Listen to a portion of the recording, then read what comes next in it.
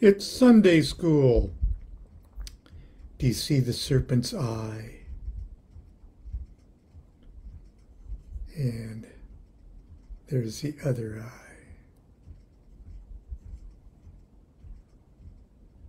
eye. Touch me with your hazel wand. Fill my soul with light. Bring me from darkness into light. Spooky, huh? Talk about that in a minute. It's Sunday school. Welcome.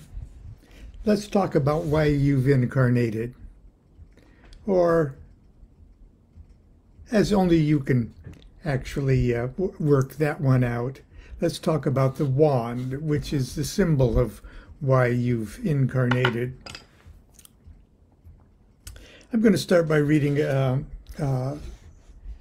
something from the chapter called The Magic Wand from Homemade Magic, now out of print, but next year will be in print with a brand new expanded edition, so please be patient for that. It'll be coming from the good folks at Magical Omaha.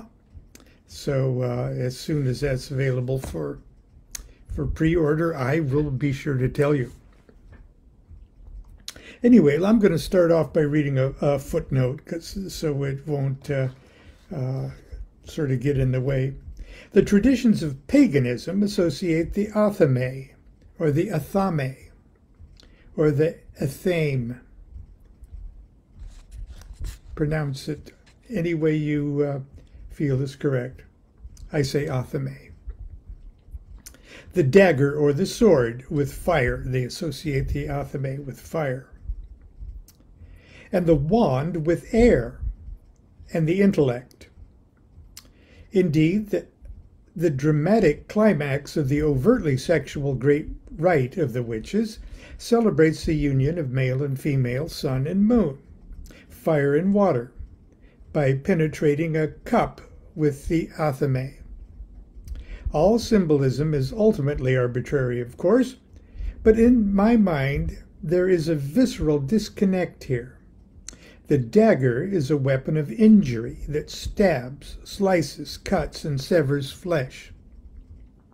Naturally, such a weapon penetrates the flesh, but in my mind it's a poor phallic symbol. I cannot imagine the female preferring a cold, sharp blade of a dagger piercing the cup of her vagina rather than the rounded tip of a warmly oiled wand. Okay, that was my little editorial there on Athame wand Athame. And if you'll just excuse me just for a moment, I'm going to make sure I've got my microphone turned up here. And I think I can do this without disturbing.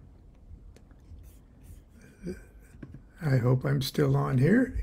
It looks like my mic is up. I'm going to return. Let's see. There.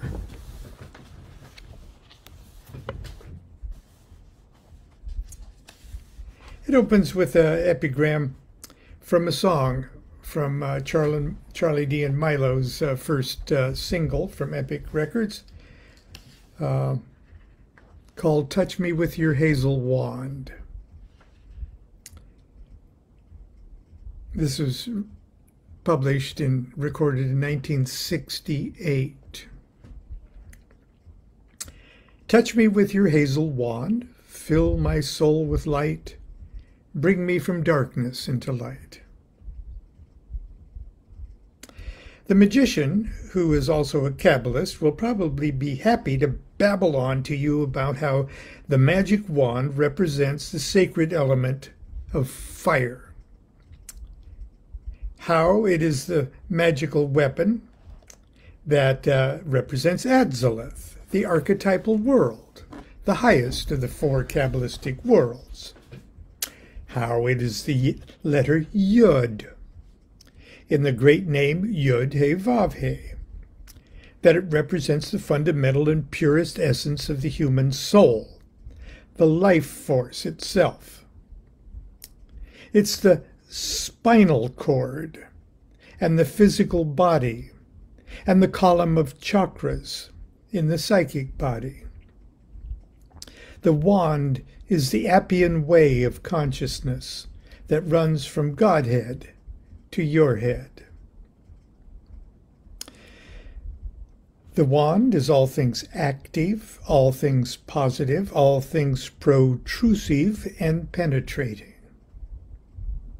The wand is the instrument of fatherhood, the phallus of creation, the photons of sunlight. The wand is the hollow fennel stalk with which Prometheus brought the gift of fire, stolen from the gods, to humankind. The wand is firm, it is straight, it is singular. It is the undeviating will of God. And ultimately, the will of God must be the will of the magician. The wand is nothing less than the pure one-pointed purpose for which you have incarnated. And it's also the tool by which you must dispatch that sacred duty. If you don't think you have a sacred duty in life, you are profoundly mistaken. No matter what your life circumstances are, there's a job that must be done, a need that must be fulfilled, a role that must be played in the grand comedy drama of existence that only you that can only be done, fulfilled, acted out by you and you alone. You can be certain of this because you wouldn't even be sitting there sucking and blowing air in and out of your lungs if there wasn't something vitally important still left undone in the universe, something that only you can do. So why have you incarnated? What is your reason for existing? What is your wand? How are you using it to execute your sacred duty? You probably don't have a good answer. Don't worry. Finding out the answer is called the great work. But because you're a magician, you are actually obligated to do the great work. You can't let a little temporary amnesia stop you from getting on with your magical work. You have to start somewhere. So until you can get a handle on what your true will is, just go ahead and start pretending. Wrap your fingers around the nearest stick, and for the time being, use it as your homemade wand. Any pointy thing will work. A twig, a walking stick, a golf club, a pencil, a pen. A pen is a magic wand that has changed many a world. I cut my first wand from an almond tree in the backyard of my initiators, Phyllis and Grady McMurtry. Years later, with the help of a dear brother, I cut a hazel wand from Bulliskin House near Loch Ness, Scotland. And I must add, with the help of a dear brother and sister. Many of the traditions of ceremonial magic, especially those based on the mythology of the Hebrew Kabbalah, are drawn from the Bible. There's perhaps no Bible story more magical or dramatic than that of Moses and his miracle-working staff. And in my footnote, I point out that the staff actually belonged to his brother-in-law, Aaron. But nobody seems to care who has the sales receipt because Moses ended up getting most of the press. I've got to also point out that if you read the Genesis and Exodus carefully, Moses stuttered. That was one of the reasons he didn't want to go back to Egypt and be spokesperson for the captive children of Israel, because he stuttered. But his brother-in-law, Aaron, was already a priest of something, and he could speak really well. So when Moses went to Pharaoh and tried to do all of the negotiation to get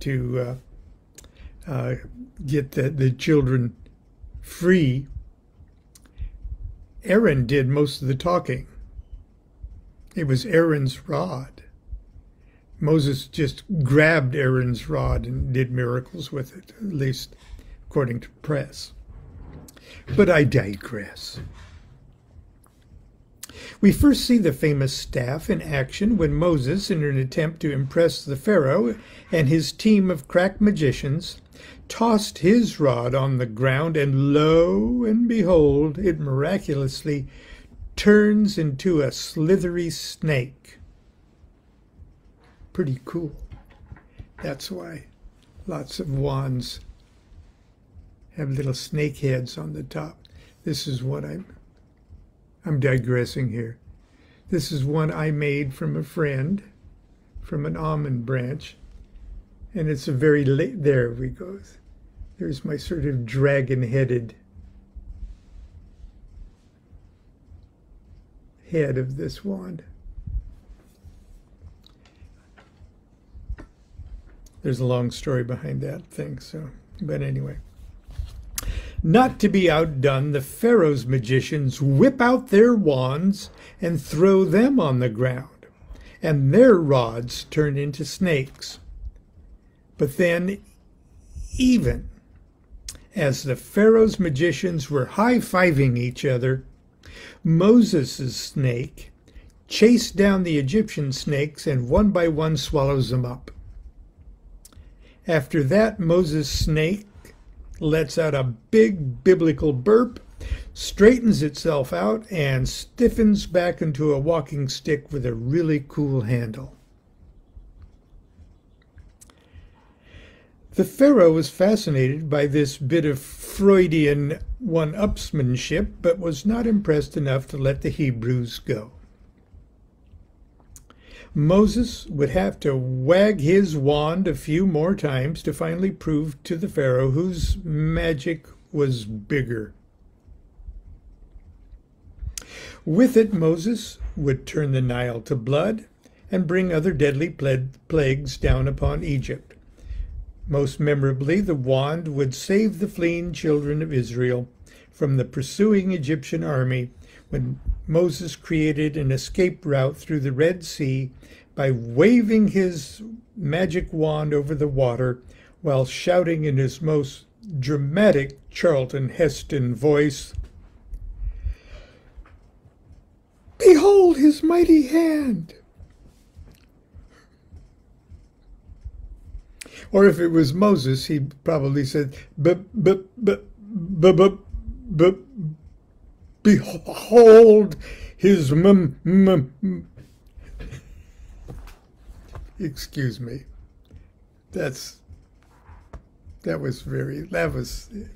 Pardon me, that was unkind of me.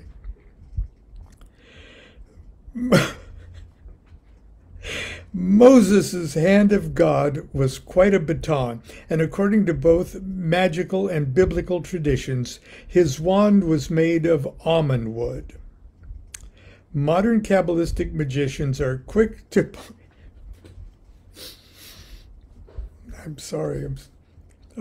point out that the words rod of almond in Hebrew, that's spelled mem tet hey and then of is hey.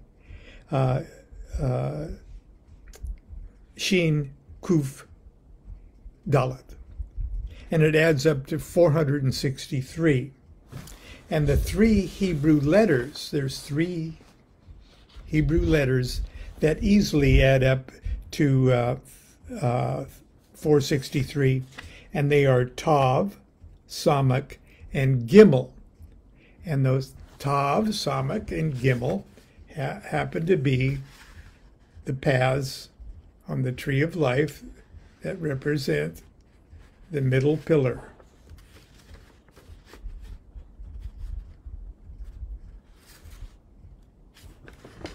Pretty cool, huh?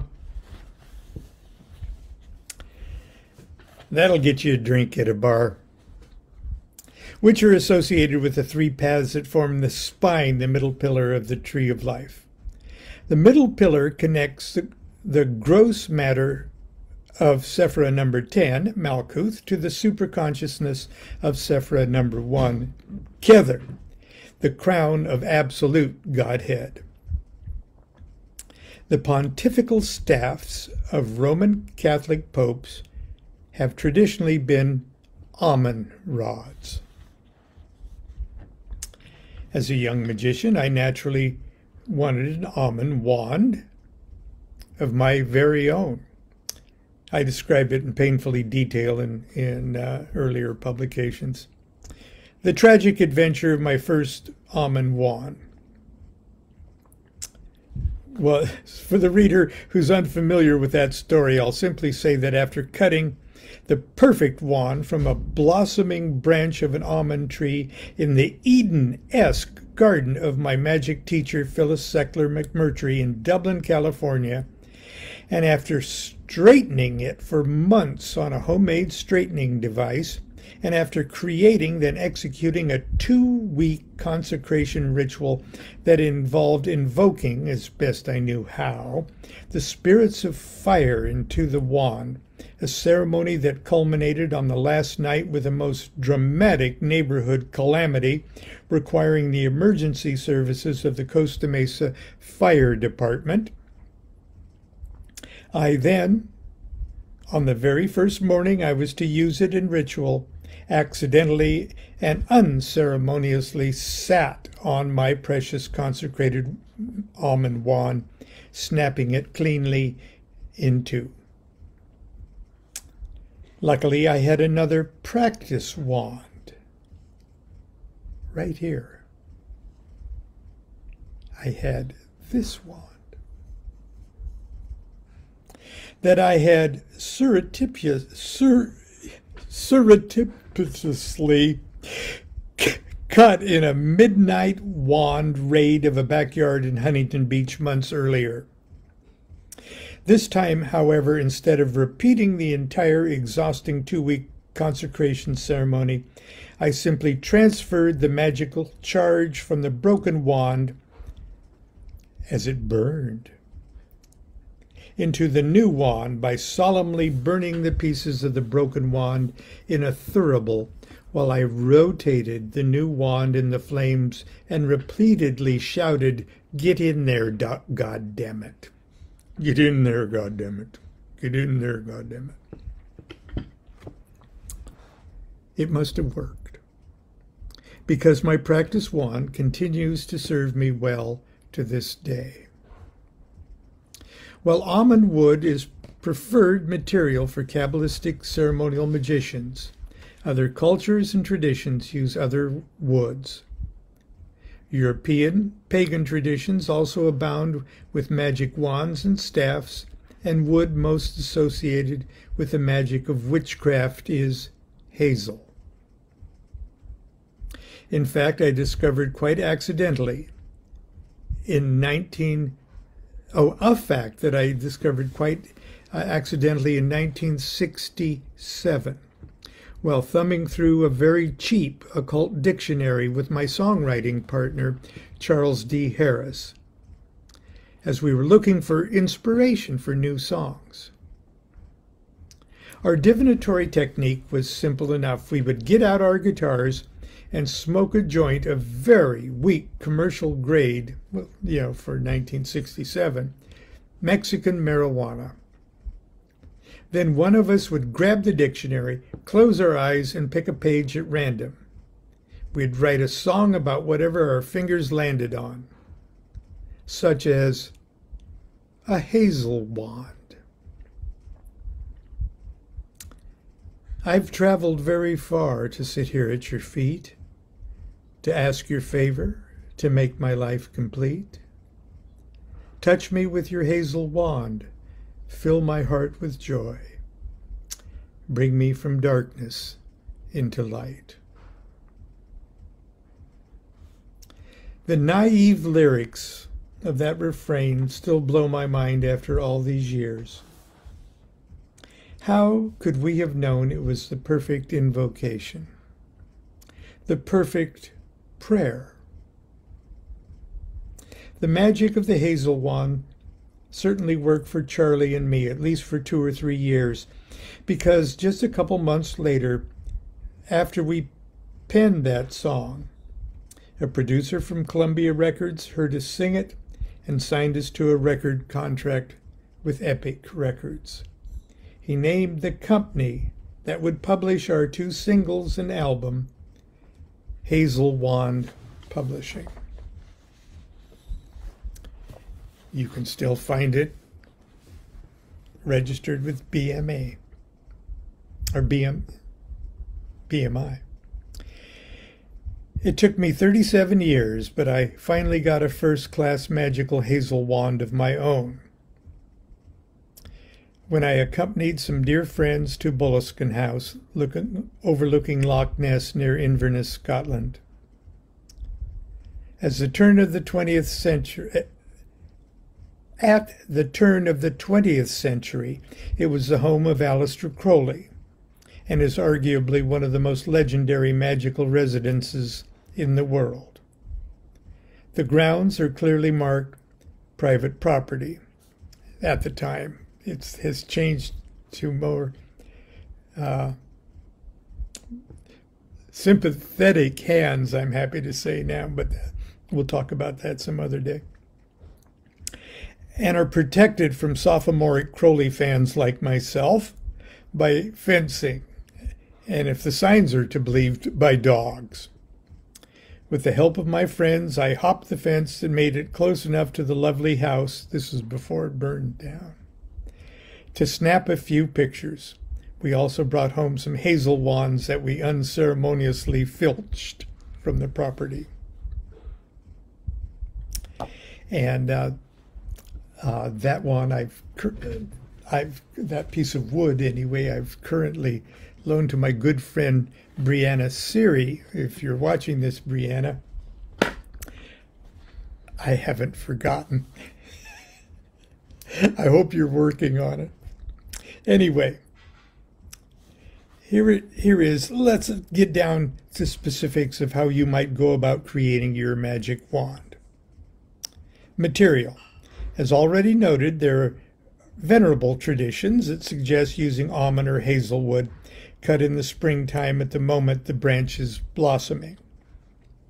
If that's not possible, seize the opportunity whenever it presents itself. In any case, wood is preferred. Wands made of stone, crystal, metal, plastic, paper, mache, or bone resonate more with the element of earth or otherwise point to other planetary associations. Dimensions. Spiritually speaking, your wand needs to be long enough to reach up to the highest heavens and down to the lowest hell.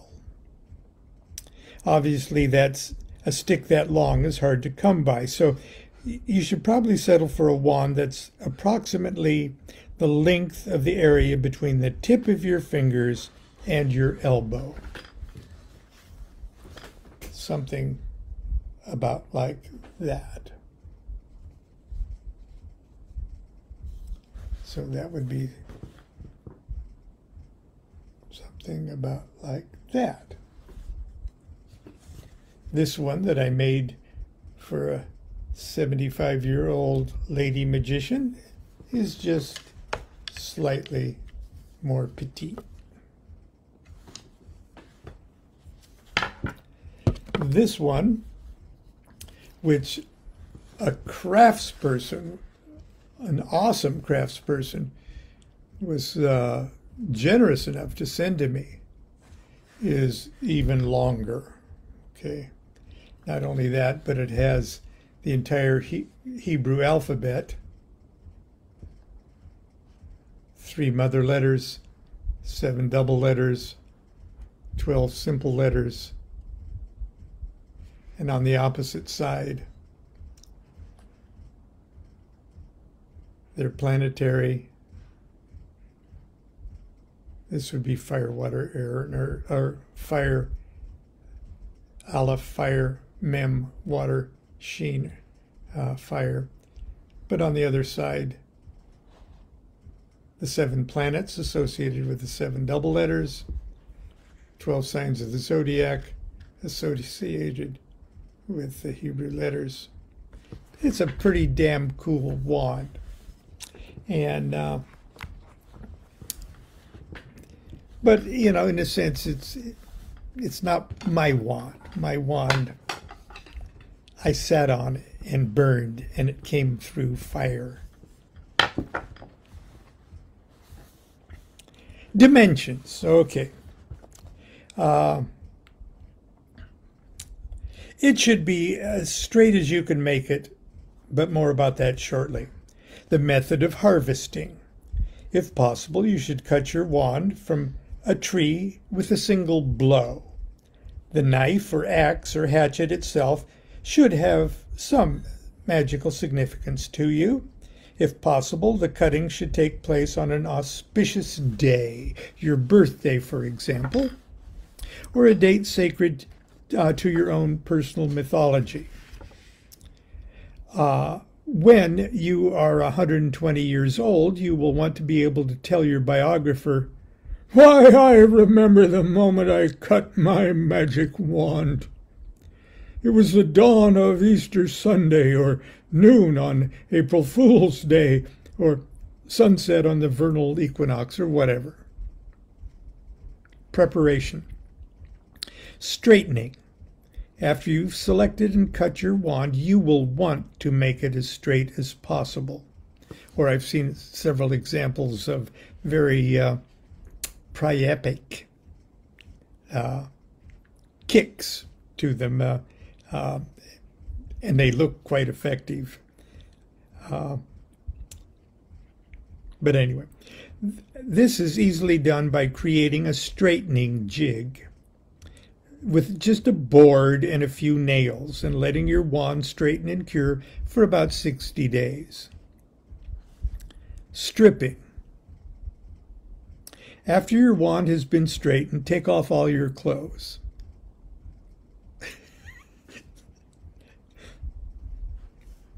I'm not above that. Now, stripping. After your wand has been straightened, strip off the excess bark as much as possible by hand. Then sand the rough areas, knots, and tips until as smooth as possible. And as you can see, that's what I've done. And the knots, when you do that, but leave most of the bark, it's nice brown color. They're like flames going up the wand. The knots become an actual asset to the beauty of the wand. Okay. Be conscious of the natural patterns and color of the wood, keeping an eye on the flame-like colors and designs that develop as you sand your wand smooth. This is an opportunity to get to know your wand, and in truth is an important part of the magical charge with which you are imbuing it. Painting. If you wish, you may paint your wand. It is certainly up to you. Personally, I think it looks a bit cheesy. And the natural color of the wood projects an elegance and dignity that can only be diminished by the application of paint. Sealing. Once you've sanded your wand smooth, you may wish to apply a clear sealer surface with commercially available sealer, shellac, or lacquer. Personally, I don't recommend coating your wand with anything other than a natural oil, such as good olive oil or the magician's oil of bromelain, or other anointing oil you might prefer. After years of smelling magical oils growing old and rancid, I'm totally turned off by so-called magical oils and perfumes. I currently use good olive oil and very little of it. And of course, many years of oil of bromelain that has gotten so deep into the wood surface of this wand that sweet cinnamon still comes through when the wand is lightly oiled. Ideas for an on-the-road improvised homemade wand. Here's a few things I've used on the road for my magical wand. A cocktail swizzle stick. I wonder where I got that idea. A wooden or plastic coffee stirrer. A pencil or a pen. A chopstick. And I've even used a hotel-provided toothbrush. Anyway, that's it. I'm going to kind of briefly show you a few examples. This is my wand. I keep it in this red bag, and this red bag I sewed for the wand I sat on. So this bag has history. And this is what I keep that wand in. This wand was made from the wood, the same wood as this wand was. It was cut on the same occasion, sneaking around backyards in Huntington Beach with almond trees.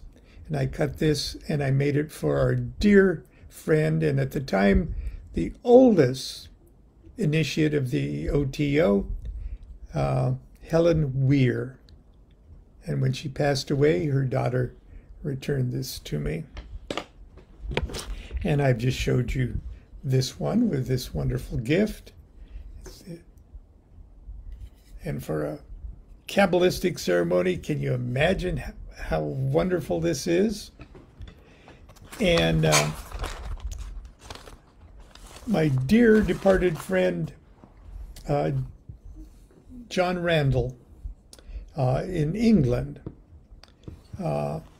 we were at an event inside London Bridge, or in the caverns of London Bridge, a pagan event, and he brought a bag full of what he called bog wood. Now, this is wood that has been dug out of bogs somewhere in England or Wales. And it's many, many, many thousands of years old. And it's beautiful, beautiful dark. And it is almost fibrous. And so when you prepare it, it has to be treated with wax, okay, in order to fill in those fibrous threads. And it's absolutely beautiful. It's a bit on the short side, but if you've been in a bog for 20,000 years, you might be a little shriveled too. Miss Brianna Siri brought these to class. And this is, she did this one too, very simple. This is almost Harry Potter style. Just has a few little embellishments. And what's sort of nice is it has truly the opportunity to put something in there that could serve as a seal. Anyway, that's my little talk about magic wands. I dug all of this out just for you this morning, and I hope it's been a fun Sunday school for you. So,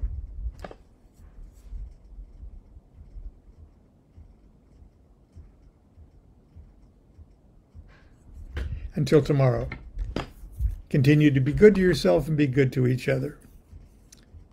Oh, I don't want to say, just to remind you that this is 9/11, which is Remembrance Day here in the United States, at least. But it's also Grandparents' Day, or as I tell Constance, it's Grandfather's Day. We'll see you tomorrow. Do what thou wilt shall be the whole of the law. Love is the law, love under will. Bye-bye.